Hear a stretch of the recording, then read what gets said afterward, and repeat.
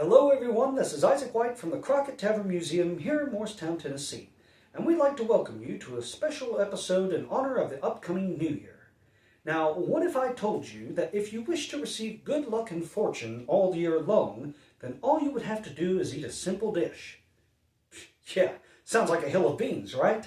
And you would be correct, because this dish, which is comprised of what we now call peas, is actually made out of beans. Fortunately, though, you won't have to eat an entire hill of beans to obtain this said good luck and fortune.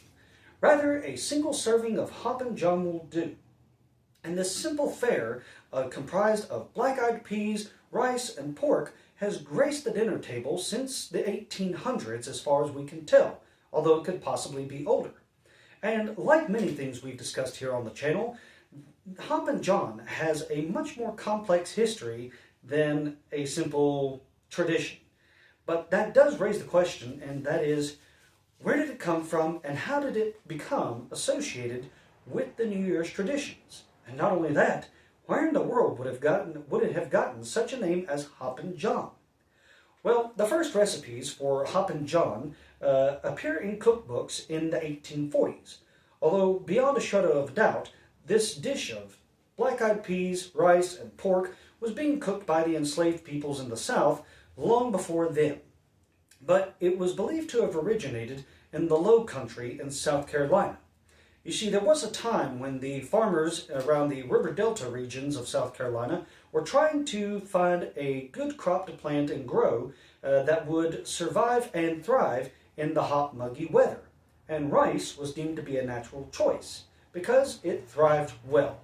The problem is that most of your white plantation owners and farmers had little to no experience with actually growing the crop, especially on a large scale. And this is where we enter into the aspect of the slave trade and the enslaved West Africans who have been growing rice for generations.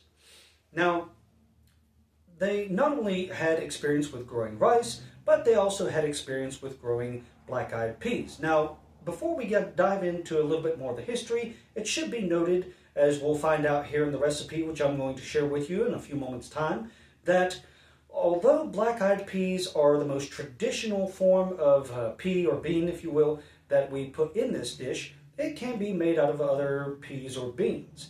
The recipe that I'm going to divulge calls for red-filled peas. Unfortunately, although it would be more historically accurate, it's kind of hard to find those where I live at. But if you can find everything for this recipe and follow it to the letter, then I would highly encourage you to do so. If not, do what I did and use Google to find out what some good substitutes are and make it as close as you can. But, the West Africans had not only had a lot of experience with growing and cultivating rice, but they also had experience with growing and cultivating black-eyed peas. And it was because of this that there was a theory that sprouted up as to how the black-eyed pea came to America and how it ended up evolving, I should say, into the dish known as Hoppin' John.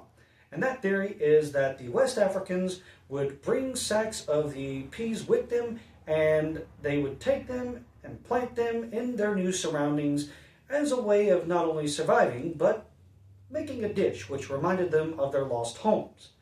However, this is probably only partly true, because the reality of it is that any enslaved African, whether it be a West African, East, you name it, you're going to be fortunate if you have any clothes on your backs once you board that ship, and you are definitely not going to be encouraged or even allowed to bring sacks of planting grain along with you.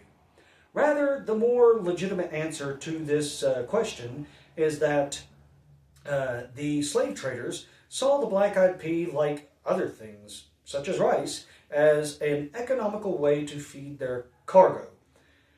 And that's kind of a despicable thing to say, and to remind ourselves that, yes, there was a time when people were viewed as cargo.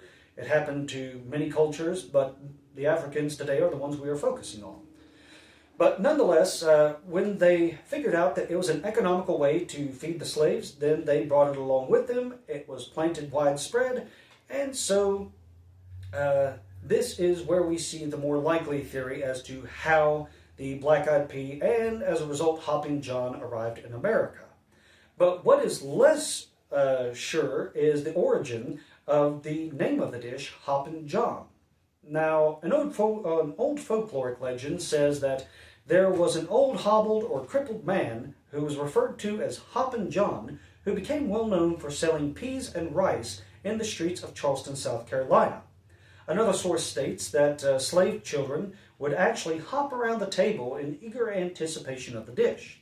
And today, some historians actually make the claim that this name Hoppin' John is in loose reference to the original French word for dried peas, which is pois pigeon.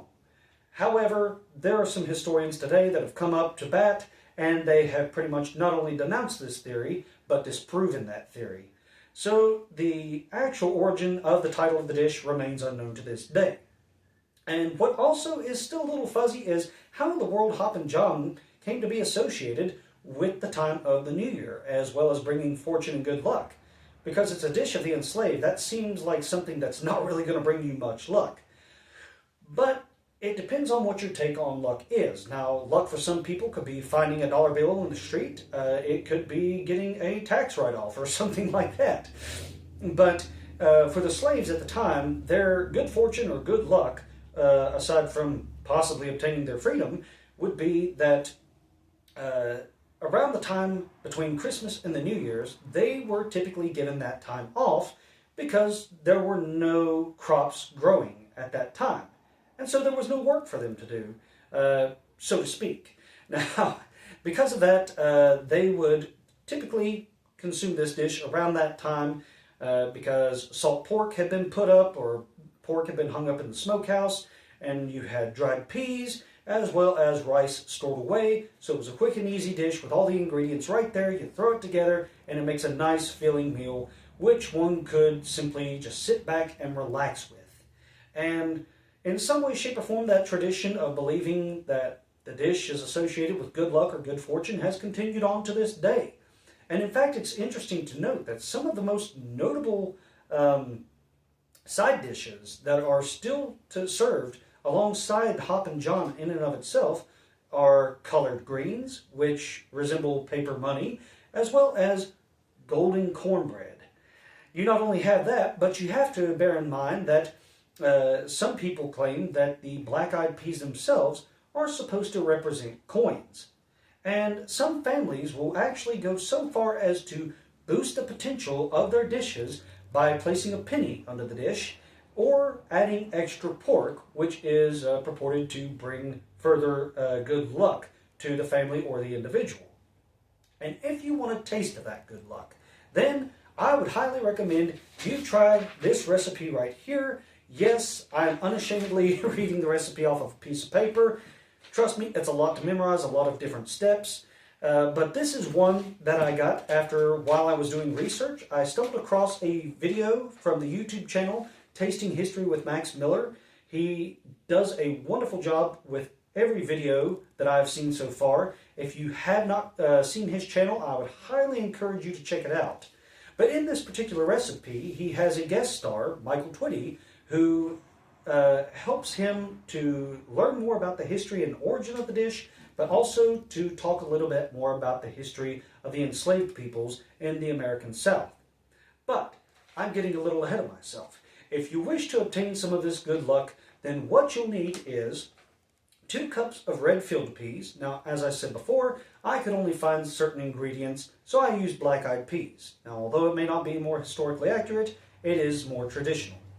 You'll also need 1 small red chili pepper, diced, some sage, thyme, and rosemary. These are the herbs that he recommends in the recipe, and he also recommends that you leave them whole. Now, over my years of cooking, I've put whole herbs in, and I found that they tend to disappear into the unknown depths of the pot. So what I started doing is taking some food-grade twine and tying them up into a bundle, so that way they'll stick together. You'll also need 2 teaspoons of salt, as well as some red chili pepper flakes, and a teaspoon of kitchen pepper. Now, as for the kitchen pepper, if you do not have any or you don't know what it is, first and foremost, check out the YouTube channel Townsend & Son. They have a nice little video on that and tell you how to make your own kitchen pepper. But if you don't feel like making it, then you can easily go online and buy some. And although this might seem like a superfluous expense, you're going to want to have it because I used it not only for the Hoppin' John, but I also use it for a lot of different dishes, whether it be 18th century or modern. And trust me, you want to have it because it adds so many nice complex flavors to any dish you make. You'll also need some bacon. Now, in the tasting history video of Michael Twitty, he uses beef bacon, and I believe, from what I could tell, I believe this is partially because, well, he's a practicing Jew, and with all due respect to him, I'm not. So I used pig bacon, and also pig bacon is a lot more common and easy to get a hold of. But either way, you use whatever kind of bacon you want to. But as long as it provides a decent amount of fat, that's really what you want to go for. So with the bacon, I used 6 slices, but I found that that was more than enough for my wife and I.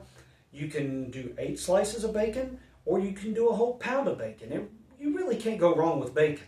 But what you will want to do is chop that bacon up into slices that are about an inch thick.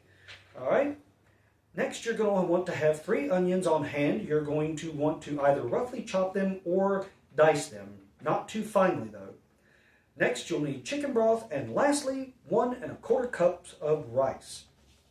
So the first thing you're going to do is pick through the field peas and discard any shriveled or broken pieces or any debris. Then put it in a large bowl and fill it with cold water, stirring several times and discarding any peas that float to the top. Next, soak the peas for 30 minutes. Afterwards, bring 6 cups of salted water to a boil in a large pot and add the peas, chili, and herbs to the water. Cover and boil for 15 minutes, then reduce the heat to a low boil for 25 minutes. The peas should be softer, but still firm and not mushy. Next, break out a cast iron pot if you have one, and fry the bacon until it's brown and crisp. While it is frying, you're going to want to add a very small pinch of salt, a small pinch of red chili flakes, and a small pinch of kitchen pepper. When crisp, take out the bacon and put it on a paper towel-lined plate to drain. Afterwards, you're going to want to chop up 2 of the onions and add them to the pan with the bacon grease. Cook them until they're fragrant and translucent, about 3 to 5 minutes, and then take them out and set them aside. After the field peas have cooked, take out the dried chili. Strain the liquid out of the peas and save it for cooking the rice. This is going to add so much more flavor to it. Put the peas into the pan that cooked the bacon and onions. Fish out the stems from the herbs and add a little more kitchen pepper. Stir until the peas are coated in the bacon fat, and then you'll want to cut the remaining onion in half and add it to the pot along with some chicken broth, enough to coat the peas. Next, add a 1/4 cup of the crisped bacon and bring the pot to a boil. Reduce to a simmer and cook for 1 hour. Be careful not to let them burn or to get too low on the liquid. The peas should then be tender but not overly cooked or cracked. As for your rice, you're going to want to rinse it well and put it in a pot, adding the reserved liquid from the initial cooking of the peas. Add enough water so that it comes over the peas at least about a knuckle's width above the level of the rice. Add some of the sautéed onion if you want to, and then bring it to a simmer, cover, and cook for 45 minutes to 1 hour or until it's dry or nice and fluffy. Then lastly, when everything is ready, you want to mix it together with the warm rice and peas, and the remaining bacon, and the lightly fried onion. Stir well and serve it forth for good luck in the new year. Now folks, if you want to make this recipe, I would highly encourage you do. Of course, like I previously mentioned, you can go on to tastinghistorywithmaxmiller.com. He has the recipe uploaded there. If I'm not mistaken, you can print it off, but I do things the hard way, and I just looked at the screen and wrote it all down on a notepad. But either way, this is a phenomenal dish, served up with collard greens and cornbread. It is the epitome of a southern dish, quite frankly. And it is so good that, quite frankly, I think it's already working, because I felt lucky just to be able to put such good food into my mouth. But folks, hopefully you have enjoyed today's video, and hopefully you will also enjoy the dish. But also, if you enjoy what we do here at the Crockett Tavern Museum for our YouTube channel, then we encourage you to like, share, and subscribe, as well as click the bell icon so you'll never miss an upload. And also, We want to thank you for following along on Facebook and YouTube. Your support is greatly, greatly appreciated. We also hope that you will follow along for next week's video because you won't want to miss it. But folks, I've already taken up enough time out of your day, and that being said, I'm going to sign off now. If you do go back and try the recipe, then please feel free to comment down below and, and tell us how it was. But until next week, this is Isaac White from the Crockett Tavern Museum, signing off for now, saying goodbye, God bless, and have a happy new year.